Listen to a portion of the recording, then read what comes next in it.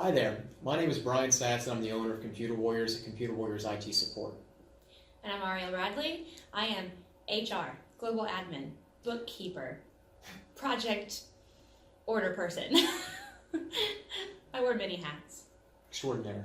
Extraordinary, yes. And my name is Keith Van Wyk, and I'm the VP of Retail Operations here at the Computer Warriors. Awesome. So the reason that we're doing this video here today for you is we want to share a little bit about our company culture with you, a little bit about our history, and just share, I guess, what it's like to be a part of the team here at Computer Warriors and Computer Warriors IT Support. We feel like it's extremely important to have you understand who we are as a company because you're here obviously at this page considering working for us. And, we just want to be able to share that transparently with you to, I guess, give you a heads up of what it's like here. A little bit about how we do business around here. So first off, I think it's important to share a little bit about our history and where we've come from and how we've grown over the last few years. I'm going to try to do the abbreviated version of this because it can sometimes take a while, so please bear with me. But, really the company started out of a desire for technology, from when I was really young. I'm not going to get through that whole story, but, I started doing repair work out of my vehicle and out of my garage, I'd say probably in 2006. Very part-time gig, very slow growth, more of a hobbyist than anything at all, and a way of just making some extra money and making ends meet. And, what happened over 3 or 4 years is that the, hobby started turning into a really small business, and that kept growing and expanding and got to the point that I needed to hire people. I just couldn't handle the customer expectations and needs by myself. And so when that happened, I hired someone and they came to work for me in my garage, and that was a little awkward with kids and a wife, and so I was told I had to get a store. I had to go get out of the garage. So my wife pushed me to do that, and that's kind of how Computer Warriors was born. And we got a really small office space on the top floor of it was 400 square feet, second story upstairs on Franklin Avenue, and in Wilmington. And this location was kind of like run down. It was like super low rent, and it was like just a start. It was like better than the garage. It was like the utopia at that time. And it was kind of slow growth and slow going, and hired a few people and made a lot of mistakes, and eventually had the opportunity to purchase a company out of Sneads Ferry, and called the X Geeks, and was able to acquire a really awesome employee out of the deal who's still with us here today. That was in 2011, and that gave us 2 locations. At this point of our company history, we were doing IT services and residential services under one business name, one entity, one roof, and one brand. And I would say from 2011 until middle of 2013, we were still just kind of growing at a pretty decent pace, but it wasn't anything explosive. It was very manageable, slow growth, I would say. And then what happened in 2013 is we decided to open to move from Franklin Avenue to a really nice retail location off of Eastwood Road. And we changed some methods of advertising, and we hired some people dedicated towards customer service, not just a bunch of technicians working together. And, we really just took off and exploded. And the story from 2013 on has just been like massive growth every year, like 50 to 75, 80% top line growth year after year after year. And it's been a story of being able to manage that growth and become more streamlined and more systemized as we've made it to, not get eaten alive by our growing pains, really. And it's been a really fun journey and really incredible. And, we decided to move our Sneads Ferry location in 2015 from Sneads Ferry to Jacksonville, and that was a great move for us, and we had a lot more business at that point in time with a great market. And fast forwarding to early 2017, we really saw the need to split the company, really, because we had 2 different business models under one roof is what it came down to. We had a business-to-business division that was servicing, IT service contracts and helping our business clients stay protected and stay safe and stay secure. And then we were also doing phone repair and computer repair and other retail services in one building.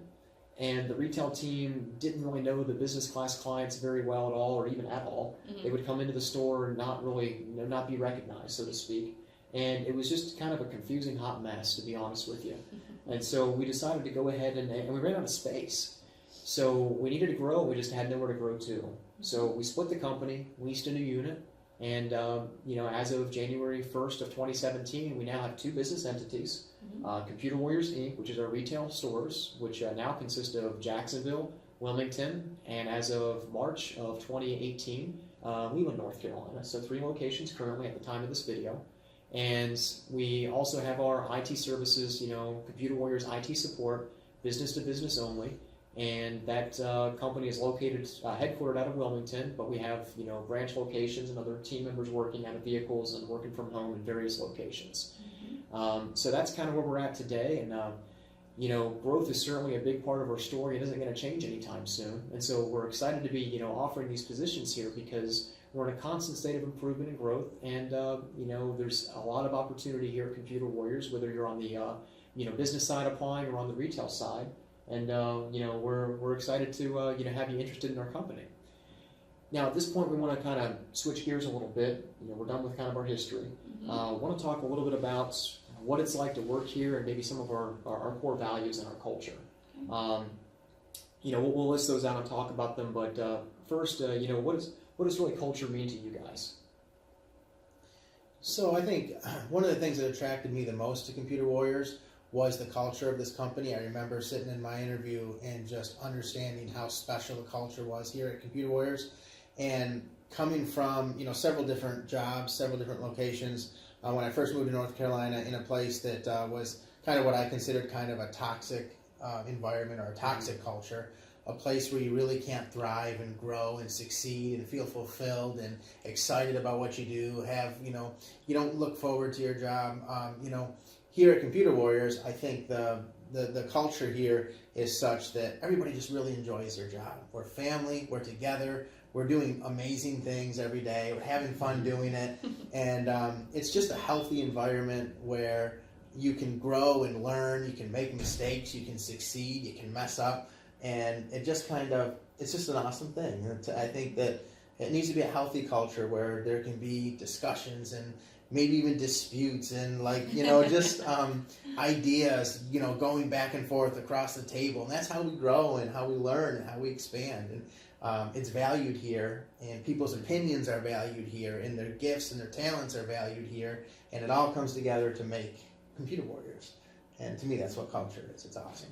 Absolutely. I mean, you got to definitely weigh in before you can buy in. We want to have that healthy conflict and discussion. And it can be awkward at times, and it can be challenging, but and we definitely butt heads from time to time. But we're healthy enough here to recognize that and be able to basically make amends and get through that process and work together effectively as a team. What about you, Ariel? What does kind of culture mean to you? Culture means a lot to me. I've come from working in places that have been very toxic in the past, and I'm going to go ahead and say it. I mean, it's been toxic here occasionally. In the past when we were growing. I've been here for almost 5 years now. And in the beginning, when we were just creating it, it was really just a new concept. I'm really happy with where we've gone with it as a company because I enjoy coming to work 98% of the time. It's something that I don't wake up dreading, having to get ready and come in. And that's really ultimately what I believe every human being wants that has to work. If I have to be away from my family, which is really important to me, I want to come to a place that I enjoy with people that I may not see eye to eye with all the time, but I respect, and they respect me. And that's awesome. And I think one of the things that we've kind of created and developed, we put a lot of time and energy into and thought into, is creating a set of core values that we believe in here. And we really try to hire people that can get behind these core values and can. We want people to where this resonates and makes sense. So we're going to go through and share, a few of our core values. We've got 5 core values. We're going to go through and share those with you. Give a little color to it, talk about what that means to us, and then we'll probably wrap up our culture video here, for what we're all about. So first off, our first core value is constant and never-ending improvement, and that's both professionally, personally, and on a business level. Do you guys want to share a little bit about what that means for you? Go ahead. So we're definitely a family here. So we understand where people come from, what they're going through, and we really work to help sharpen each other. We challenge each other. We hold each other accountable. That's important to us. Those are the things that cause us to grow. And so, we have a book club. It's an awesome experience where, we're listening to books and then we're getting together once a month and talking about them. That's super cool. It's a lot of fun. We're learning a lot. It's just making that effort. And this really is embedded in our culture. I think everyone really desires to be better today than we were yesterday. Even if just a little bit better, what can I learn today? How can I grow? How can I improve? How can I do something different to make a difference today? I think that's really what it's all about. And, we do have to do that on a personal level. If I'm not personally growing and learning, it's kind of hard to make that jump and do it professionally. Mm-hmm. So, we connect on a personal level, and then that kind of spills into the business. And we are a technology company. Certainly we have to be, learning about technology, be on the cutting edge of that, be ahead of it, understand it, and so we don't get ran over by it. So certainly we can help our customers, our clients, be able to adjust and take advantage of that and leverage their technology. So yeah, I think we have to be constantly improving. We've heard it said that the key to happiness is progress, it's growth. Absolutely. And this company is designed to grow. We as humans are designed to grow. And we must make progress. We must grow, and it's important to survive. Yeah, we don't want to stagnate. That's a big thing. Whether it's personally, I don't know if you've ever experienced just being stuck and really just not having that experience of growth. And it'll really, at least for me, it just wears at my spirit. Yeah. Just to be kind of stuck in the same boat that I was in a year ago or 2 years ago. And there's so much more fulfillment both in life and in a job when you're challenged and you get to keep moving forward. Mm-hmm. And as a company, if we're not constantly improving our systems and how we deliver services and how we're handling our customers, we're going to get left in the dark. We're going to be eaten alive. Business is business can be tough and it can be challenging. And so in order for us to thrive and stay alive and not just survive, our goal isn't to survive, it's to thrive. In order to do that, we have to keep growing on a business level too. Yeah. That's huge. I really appreciate the company because not only do we do the book club like you spoke about, we have access to different podcasts for management tools from a management standpoint that kind of trickle down throughout the company. We go to different events as a company. Mm-hmm. Different management gets to go here and there, and that kind of that education, that knowledge that you guys have absorbed there trickles down throughout the company. There's so many ways. I have a book that you've given me that I need to read. There's so many different avenues for learning and education and improvement that are available to us here. I've never experienced that anywhere else. Yeah. Even the way we structure our one-on-ones and having meetings with our supervisors kind of things, just where we get to talk and, establish goals and then be held accountable to them so that we're, constantly growing and advancing in those things, not just professionally, but also personally. Mm-hmm. And it's neat to see that in our team, them accomplish things that they told me about 8 months ago, and now they're doing it and they're making progress. That's exciting to see. It is. Yeah. We actually, it's kind of crazy. We kind of change lives here a little bit, in terms of the employees, with what we do, and it's a really great experience to be able to help mentor other people and help bring out their full potential in all areas, and that's a big part of why we do this. Mm-hmm. Our second core value that we're going to touch on here briefly is we want to deliver outstanding customer service. Not just good customer service, not just great customer service, not even excellent service. Mm-hmm. But what does it take to deliver outstanding customer service? What does that mean to you, Ariel? Oh, to me, well, first of all, we're in a field where it's all about technical information, devices. And the stigma in the tech world is they're cold, distant. They can't communicate very well. They don't like people. The devices or the techs? Both. So with that stigma, we have to not only give outstanding customer service, we have to go above and beyond to make sure that they know that we care. Mm-hmm. That yes, we speak tech, but we also understand layman's terms. And we also want to help you understand your device, not just fix it. That we also want to give you solutions long term, not just in a moment. Yeah. And it's so important here. And I love how it's important not only to the front-facing individual that's in customer service, let's say, but also to the technicians who are reaching out. I think we have a rare breed here. Yeah. Technicians that are friendly, that want to talk to you, that Communicate effectively Yes. in terms that people can in understand. layman's terms. Yes, exactly. And and a big thing is just we try to provide 5-star service like all the time. And if you take a look at our reviews online, at least as of right now, and I hope it doesn't change anytime soon. But I think at the time of this, even on our retail store, we've got a 5.0 rating and a 4.9 rating on Google with the 2 stores, over 1,000 reviews between both stores right now. And the 3rd store just opened, so we don't have any reviews there quite yet. Yeah. And 5-star rated in our IT services company as well.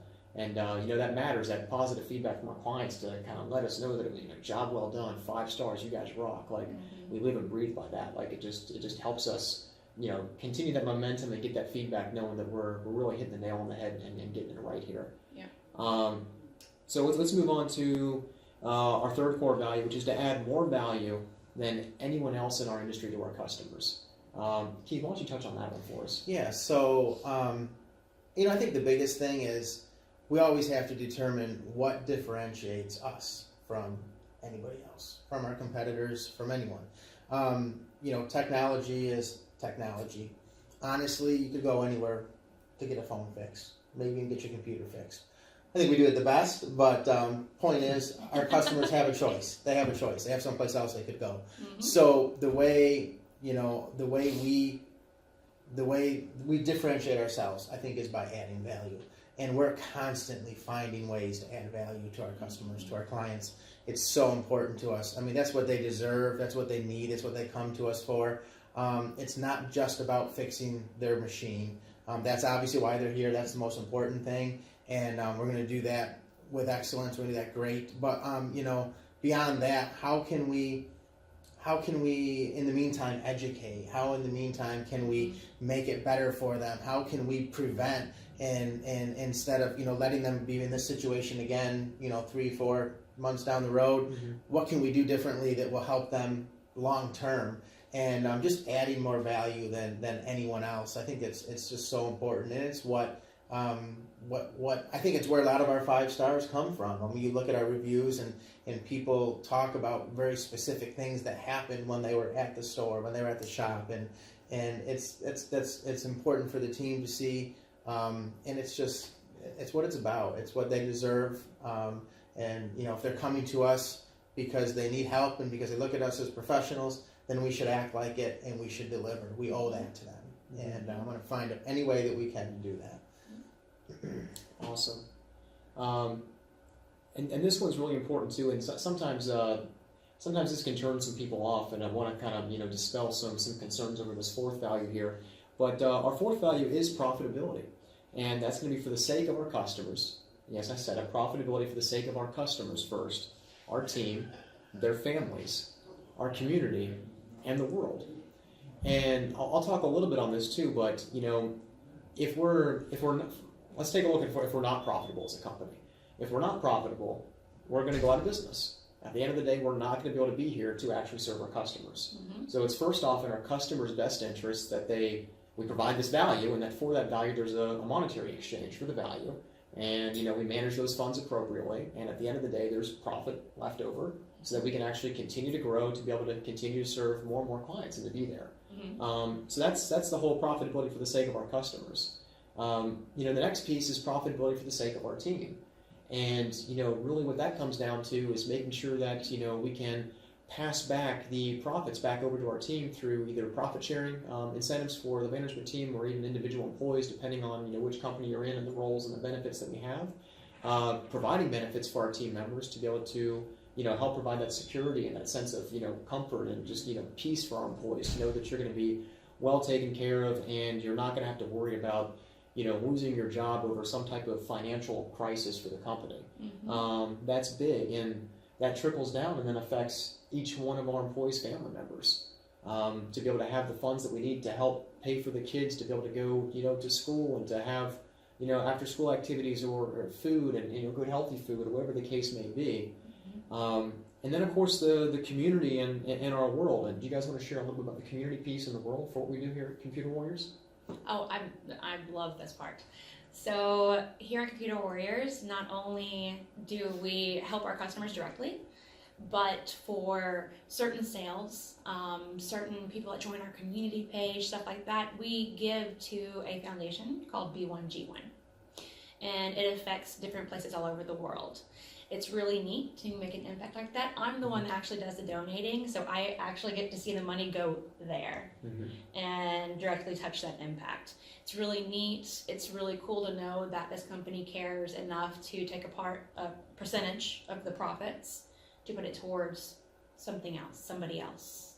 And then there's the local impact. We've donated to the Boys and Girls Club of America. Then we participate. Like Trunk or Treat in Jacksonville. You know, we're a part of the community. We've donated to a few other local places. You know, we're a part of, and it's not just that we donate. We also take our time out of our day. You know, having Chris go out to a school for Career Day. Yeah. You know, and getting that thank you card with all their little names all over it. Yeah, that was awesome. It's stuff like that. And I love that I work with people that see how important that is. Yeah, I mean, I think I really believe in leaving the world in a better place than where I found it and having some type of a positive legacy. You know, I've kind of like struggled with that being in business because, you know, as a business owner, like there's always you know, we've got to be profitable, we've got to make money, and it's like that's definitely a part of it, but it's like, what's the greater why and what's the greater purpose? Like, you know, I kind of joke, like, we're not trying to be profitable to like buy me a boat and a bigger house. Like, that's not the point. Like, you know, it's not the only point. Yeah, no, it's not the point. But there's nothing wrong with money. There's nothing wrong with profitability. But it's like, how can we be responsible with that to create a bigger impact? Because I mean, if all the businesses of the world did philanthropy, and you know, gave back to their communities in the world, you know, what problems could we really solve together? What would it look like? And that's kind of how B1G1 was you know, pitched to me when I heard the idea, and you know, it was awesome. And you know, every time some type of transaction happens here, we're able to donate together with our clients to a greater cause. And you know, if you go to our site here, there should be some links for our B1G1 giving, and you can see those specific causes. But you know, that's really the fourth core value is that profitability piece and the reasons behind that. One of my favorite ones here, and it's actually one of our newer core values that we added after a book club read that we had that made a lot of sense and resonated with us, was our core value of extreme ownership. You know, I guess, Ariel, do you want to touch on that first, and I'll have Keith go through that too? I mean, extreme ownership to me is understanding the part you played in the grand scheme of things. You know, it's where did I drop the ball, and how can I not do that again? It's not you did this, you did that. It's what did I do, and how can I make it better? You know, and or what can I do to help you? It's always it's the team environment to me. Yeah, I mean, so appreciate the Computer Warriors, the company, and you as an owner who, you know, is, we work together as a team. And, you know, the way, you know, you reward success, we get to share in the success of the company. We get to share in the pain of the company, you know, and we're kind of on the journey together as a team. But that requires all of us, and it's not just management or anything. This really has managed to infiltrate through our culture, which is amazing because this can be difficult.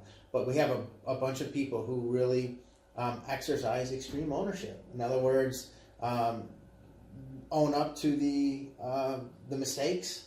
But also, you know, credit is given for success as well, which is pretty cool. But end of day, we have to own it. We have to be responsible. We have to, you know, make the right decisions or the best decisions that we can, and then learn from them. Exactly like you said. How do we do it better in the future? And I think it's so important because if we don't own up to where we are and really take an assessment of how we're doing, how we're really doing, instead of, you know, all these smoke and mirrors that sometimes we do, but we're honest about our work and our desire to do it outstanding.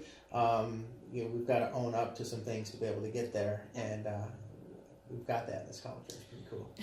Yeah, and I think like, one of the key takeaways that I get from this one is, like as a business owner, I can very easily, if I wanted to, pass blame on a manager for how his or her team is performing. But at the end of the day, like part of like that extreme ownership for me is owning up to the fact that I must not have clearly communicated the goals well enough of what the outcome is, and maybe not have given the appropriate training to that manager so they're equipped to do their job effectively. If the manager doesn't feel like they've got clear enough direction of where they're trying to go, then like it's on them to make sure they reach back up the chain of command to find out like what it is that I need like from the owner. And on the front lines, like if a team member, let's just say, dropped the ball on an installation project, the project manager, maybe not gave clear enough instructions to the individual to make sure that job was completed successfully. There must have been a breakdown of communication somewhere, but no matter where you're at, no matter what the problem was, it's taking ownership for your part in it. And I think that's a big thing, like cleaning up your side of the street and just understanding, what it is that, where you could have failed as an individual, and to own that without sweeping it under the rug and passing blame. Yes. That's huge, just stepping up. And that's a big part of our culture here is just to step up and take ownership. And for those that are willing to do that in the company and really kind of live and die by these core values, so to speak, like if you can internalize those and make that a part of who you are, then you can really take that anywhere here in this company. And that gets rewarded greatly. So this video I think was a little longer than we anticipated. So if you're here at this point, thank you for your patience. We appreciate you watching. And if this sounds like a company that has some values that you could get behind and stand for, and maybe has a culture or a team that maybe you'd like to be a part of, we would just really love to hear from you. So wherever you're finding this on our site, I'm sure there's some positions available here, and you may be thinking about joining our team. Please do so. We'd love to have a chance to talk to you. But really only if this makes sense to you. Like if this isn't really for you, then we'd advise you probably not to apply. That's okay. We don't want you on the team. Yeah, I mean you wouldn't fit. That's okay. Basically, we wouldn't want. It sounds terrible. We wouldn't really want you. You wouldn't want to be. And you wouldn't want to be here. Yeah, you It would be uncomfortable. That was my intention. I want you to be happy. We don't want you to come to work if you're going to be miserable. You'd be happy somewhere else. And that's okay. So anyways, thank you so much for listening, and we look forward to hearing from you soon.